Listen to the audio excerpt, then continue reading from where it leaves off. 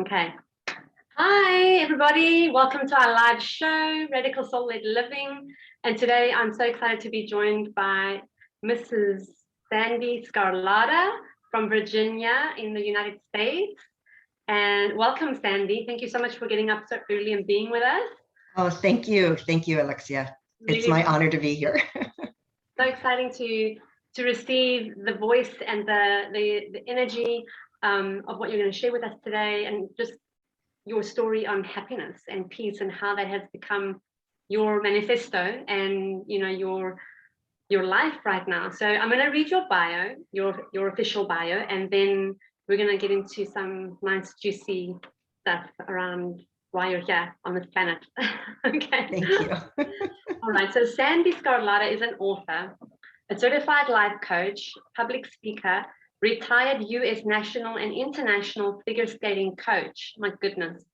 And has spent the past 20 years helping people create lasting changes in their lives. Due to several tragedies that deeply affected her, along with hitting rock bottom with drug abuse in 1990, she has spent the last 30 years in her own quest to find and maintain a sense of peace and happiness, especially during times of stress and chaos. Yeah, we're all feeling that right now. Sandy is also the host of the Happiness Solved podcast, which can be found on 15 networks, including Google, Apple, Spotify, and the Happiness Solved YouTube channel, and is ranked number 11 out of the top 80 happiness podcasts. Wow, that's great. Congratulations. Thank you. You obviously have a lot to say on happiness. That's so great. Well, welcome to the show. I'm excited to see what you have to share with us. And I'd love for you to share on the figure skating part of your life, because I remember as a child watching all these movies, where you had these beautiful young girls, teenagers training to be Olympic figure skaters, and how grueling the training was. Please, I know this isn't part of this conversation, but it's okay. It's come up, and I think I would love to hear how that was for you and your perspective. Yeah, so the training's very grueling. And as a competitive figure skater in my youth, I really didn't have a chance to make it. Twofold. One was it was so expensive that my family could not possibly have financed it. Wow. The second thing was, back then you had to do figure eights. And as a teenager with ADD, to make me go around in circles for an hour was just like, oh my goodness, I just couldn't do it. I can imagine.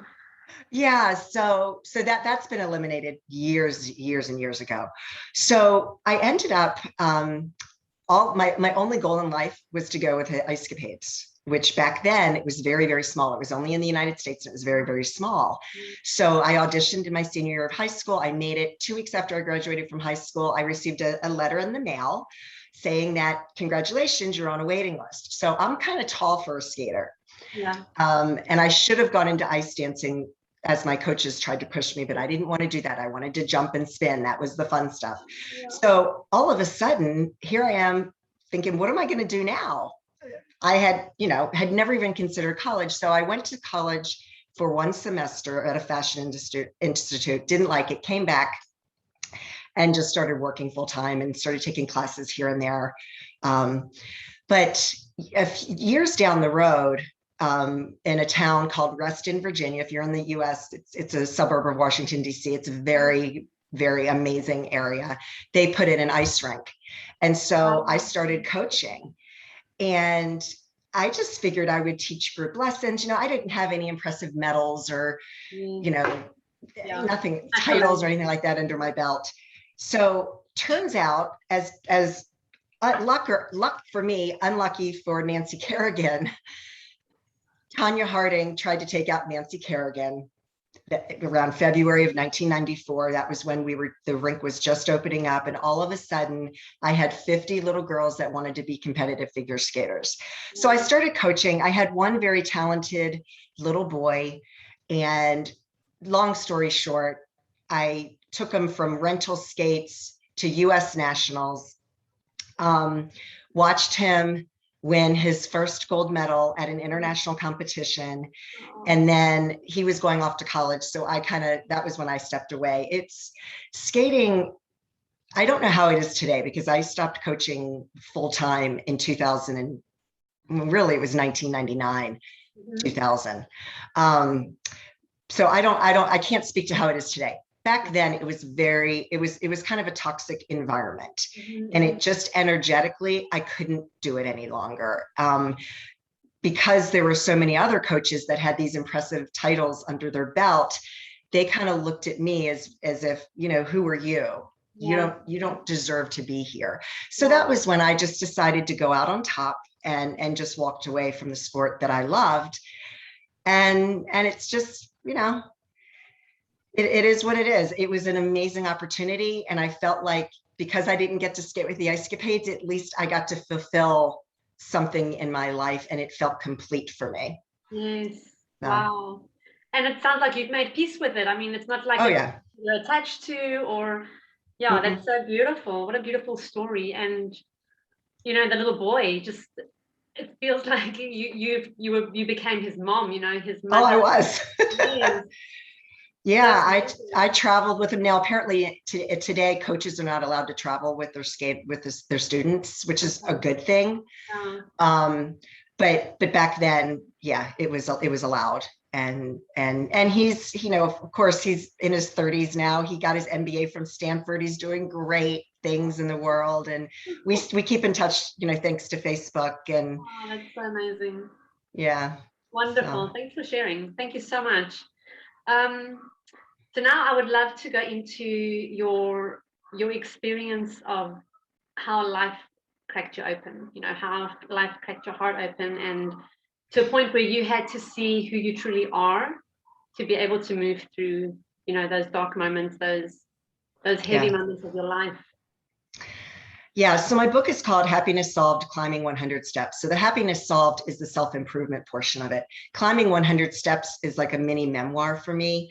There's 4 chapters where I just talk about my story, simply to demonstrate that no matter what you go through, you can always get back to a place of peace and happiness. So the Climbing 100 Steps comes from when I was growing up. We lived outside of Annapolis, Maryland on the Severn River, and there was literally 100 steps that led from the river dock up to our house. Wow. And because I was an athlete, I think like every time I climbed the 100 steps, it was kind of like Rocky, you know, running the stairs in the movie. And I would hear that song, and it was just like a happy place for me. And then there was one day I was climbing the 100 steps with my girlfriend. We were brought home early by boat because it was quicker by boat than to drive. And I was greeted at the door by my father, and learned that my older brother, who was 19 years old and serving in the US Army, he was in Germany. He fell out of the third story window and died. And so my whole world came crumbling down. This was 2 weeks before my 13th birthday. And years later, I learned that because of that trauma, I had a form of PTSD. So what ended up happening, because I didn't deal with the grief, a couple of things happened. One, I completely denied that he had died. On the day of the funeral, my mother, you know, the religion in which I was raised, you have to walk up to the casket and pay your last respects. And I didn't want to do that. I didn't want to see my dead brother laying in a coffin, but I did. And she looked at him, and because it took, you know, back then, this was 1978. So it took 3 weeks for his body to get here from Germany. And I took that and kind of ran with it as a little girl. And I just made up a story in my mind that he wasn't really dead, that he was in the witness protection program, or he was a spy, or, you know, something like that. And of course, I know that that's not the case. And the interesting thing about that is once or twice a year, I have a dream about him, and I open up the door of my house and he's standing there, and he visits me in my dream. And I just wake up with this big smile on my face, just like, oh, that's so beautiful. I got goosebumps. Yeah. But the others, his name is Denny. Denny. Okay. That was his nickname. Yeah, it was his nickname. But the other story that I made up is that I decided that I couldn't allow happiness to come into my life, because if I did, something terrible would happen. I equated the level of happiness I had that day to the trauma. So for many years, I couldn't get too happy because I was so afraid that something, you know, ball was going to drop. So in my early 20s, I made a horrible decision of trying cocaine with some friends after work. And I had never experimented with drugs besides marijuana prior to that. And cocaine is the type of drug that if you try it more than once, you're going to be addicted to it. It's addictive both mentally and physically. Yep. So that lasted for about 3.5 years. I hit rock bottom, got my life together, and that is when I just started becoming obsessed with self-improvement. I went through many, many years of therapy to help me with this PTSD. So that I wouldn't spend every waking moment waiting to get that phone call that somebody had died. My goodness. Yeah. You know, and it still shows up every now and then, you know, but I've got so many tools, you know, that you learn how to, you know, especially when my son was born. My son is now 21, but, you know, like going through that, and now he's off at college, and it pops in your head, and you start feeling anxious. And I've learned how to, you know, how to calm that down. Yes. So everything I talk about in my book is the way that I've lived my life for 30 years. And I practice all of this every single day because, you know, nothing that I talk about in my book is going to be mastered. It's something that you have to practice every single day because we're always being thrown curveballs in life. You know, the interesting thing, so my brother died 2 weeks before my 13th birthday. 2 weeks after my son's 13th birthday, I got a phone call. Oh my goodness. I was divorced. I had already divorced his father. I got a phone call with him telling me that he was in jail. He was driving drunk. He hit a motorcycle and killed 2 people. Oh no. Wow. And I had to hand the phone over to my son, and watching this little boy on his hands and knees, just fists hitting the ground and crying. And it was like my best friend said to me, everything that you've worked for up to this point has prepared you for the hardest task at hand, to raise a little boy into manhood. And so his father is still in prison. He's been in prison for 7 years. And it's been, that was probably, you know, you look back on your life when, you know, my birthday was a few days ago. I just turned 56. So when you've lived, thank you. When you've lived a half a century, you know, a lot of wisdom comes with that. And I can look back on my life and say every single thing that I went through prepares you for the next moment. And if I hadn't gone through that, I don't know if I would have been equipped to deal with, you know, this huge stigma that my son experienced and the shame. And in my book, I actually published the story that he wrote in his college essay of his experience of learning about that, because I felt like that's his story to tell, really. So in my book, I have his college essay, and it's so profound. And if I could just read the very last paragraph, because I feel like this is so important, because when people experience something like that, this is written by a 16-year-old. He says, my mother always says, everything happens for a reason. And I truly believe this, because without the accident, I would have been spoon-fed my whole life. Because of the accident, I am independent and I make smarter choices. Most importantly, I learned that life happens in moments and that you cannot let one moment ruin the rest. That's huge. Yeah. Yeah. So I always like to share that because it's really true. Yeah. You know, like we have all these moments in our life, and you have to make a decision, and it's a choice every single day as to, you know, how we're going to proceed in the next moment. Yeah. And how we're going to react. Now, that's not to say when you have a major life altering, or really anything, a breakup, a divorce, you know, it doesn't have to be a massive thing. It could just be a conflict with your girlfriend, right?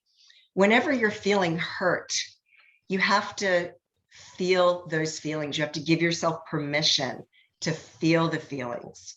because see, I didn't do that for a solid 12 years. Now, granted, I was 12, 13, going through those years, I didn't have the guidance. Yeah. I didn't, back then you didn't do therapy. So I didn't know what I didn't know. But what ended up happening for me was that I ended up abusing drugs because it was that escape that was like, oh, finally I can get out of my head and not have to think about this. But eventually you do. And that's why I just always really impress upon people the importance of feeling those feelings. They're real, acknowledge them, sit in them. Because what I did was I tried to go over it, under it, around it, right? Yes. Trying to run away. You can't, you just, and life is too short. So you just have to, go through those feelings and feel them because they're real and they're so important. It's almost as if, like the consciousness of, of where we came from and how we're made was like forced you, this is like, you get to feel this now. And the drugs was the portal because there was no other way you were going to do that. So going through the drug experience and hitting rock bottom was a portal for you to actually begin to experience the PTSD and get your healing from that. Yeah, but I don't want people to have to hit rock bottom, I mean, there's just so many, there's an easier way. Yep. Yeah. And it makes my heart break that people struggle and struggle and struggle. Yeah. And they don't realize that there's another way to live, that life can be this amazing experience. Yeah. Why do you think people struggle so much? Is it resistance, right? It's a resistance and avoidance. Oh, the bee that just... Oh, it's definitely that. But I think on a deeper level, it's the fear. Mm-hmm. And when you're in those struggles, it's comfortable. It's familiar. Yeah. And what does the other side look like? And the fear, the acronym, I don't know if anybody, I'm sure people have heard this, false evidence appearing real. Like fear is just an illusion. But, I get fearful, whenever you push yourself into an uncomfortable place, it's scary. It's real. It's part of our chemical, makeup. We're hardwired to experience things like that. I mean, it's a protection mechanism, because it used to be fight or flight. Yes. Yeah. However, our brains are only wired. I actually saw a study by Harvard that, and this brings us back to, the past 18 months that we've been living in, when we're constantly in this state of stress and the unknown and the uncertainty, it really can have very damaging effects on our health, because we're only that fight or flight, it's called the stress response. That flight or flight stress response is only meant to be, while we're running from a saber-toothed tiger, or, and then you get to safety. And it's like, okay, right. And then you calm down. But the whole world has been in this state of uncertainty for a solid 18, 19 months now. Become a constant. It has been constant. And so we really do have to make sure that we're taking care of ourselves and doing things that are to reduce that stress. Yeah, absolutely. I agree. Absolutely. So, I agree that there are tools that we get to use to not have to hit rock bottom, to really acknowledge the present, acknowledge what we're feeling, acknowledge what's being shown to us. And, everything is working out for your highest good. I always believe that. And God always has a hand in everything. I believe there's always a hand in everything. So it's really, really inspiring that despite all of your challenges, and they've been big challenges, you're here telling us today that life is amazing and life can be amazing. And, we all have the capacity to live an incredible happy life. But I really like what you shared about, and what your son shared about the moments, and that each moment we can choose. We can choose, like, the fear or the happiness or the joy or the love. And it's really a choice. Like, you're right. He's right. It's a choice. And it's incredible that he's been imprinted with that. It's so powerful, and that he gets to be the ripple effect of that. I love that. I love that. Yeah. Now, parents out there, you'll get a kick out of this. What's great about that he wrote that and now it's published, when he gets in his places, because he has plenty of moments. I'm like, a wise boy said, and I'll repeat it and he'll just look at me and start laughing. And he's like, and I just bring him right back there. And it's great. I'm like, thank you.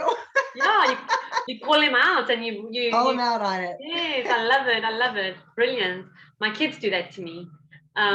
Like when I'm going off on a tangent, or when I'm not being very conscious, my son will say to me, he's 9, and he'll say to me, "You're not being very conscious right now, Mom." I'm like, "Okay, don't you? You're right." I'm sorry. But it's okay. Yes. Because we all, nobody, I always say, if you want to just live this complete peaceful life, you need to go sit on top of a mountain and just sit and meditate all day. But even that, like, if you think about it, it's a flat line, and we don't want to be flatlined. No, of course not. Yeah. We've got it, because life is all about contrast. Exactly. You can't have all the good without the bad. Yeah. And the contrast, actually, it highlights the good. It highlights our capacity to shift into that, and how powerful we really are, actually, to not buy into the illusion of the fear. Right. Yeah. And you need that. You need the bad times to appreciate all the good you have in your life, because no matter what's going on in your life, there's always somebody who has it worse off. So I love this example, if I can share it really quick.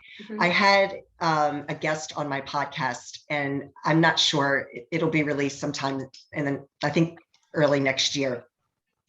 And I was really rushed that day, and I usually only spend a few minutes learning about the guest right before the episode, or when I'm taping it, because I want it to be spontaneous. Yes, yeah. Well, I wrote down her website and it just didn't click. And I was like, "Your website's like the quirky quad." And I'm like, and we're talking, she's like, "Well, yeah, I'm a quadriplegic." And I was like, "Oh, wow. Oh, okay." But it makes for a good episode, because I was just like completely, and I was like, "I'm sorry." So when we started talking about gratitude, I was like, all right, so she's this beautiful woman who had traveled the world. And I think it was probably in her early 30s that she became a quadriplegic. Wow. And she needs 24/7 care. Wow. And I said to her, I'm like, "You must have moments of why me?" Yes. Yeah. Why me? Yeah. And she goes, "Oh, I do." And I said, "How do you get out of that?" She goes, "I talk to other quadriplegics who are worse off than me." Oh, wow. Yeah. Yeah. So there's always somebody that has it worse off than you. Yes. Yeah. And it's just, when you're in that stress, and life is just throwing all these curveballs, and the kids are screaming, and you've got this and that, you have to just take a moment to be like, yep, I'm so grateful I've got kids that are screaming, because there's so many women who can't have children, or who have lost their children, God forbid. So it's just that contrast. It's contrast. Yeah. So powerful. So powerful. Oh, I love this conversation, and we could talk for hours. Oh my gosh. I said before we started taping, I'm like, "How many hours do you have with me?" It's so wonderful connecting, and I'm so happy I started this live show in my Facebook group. I've met such incredible people, and I'm just so grateful that we have these tools and our technology to be able to share and grow and share light, to everybody. Not just my light or your light, general, the general light. Yeah. So you've got a free gift to give to the audience. Yes. Would you like to share? Yes. So I guess you'll post the link, but after months of not even thinking that I need to do this, I have an e version. It's a PDF of my book, and you just click on the link and I just name in your email address and you'll be able to download the free book instantly, share it with whoever you want. There is a workbook in the back of the book.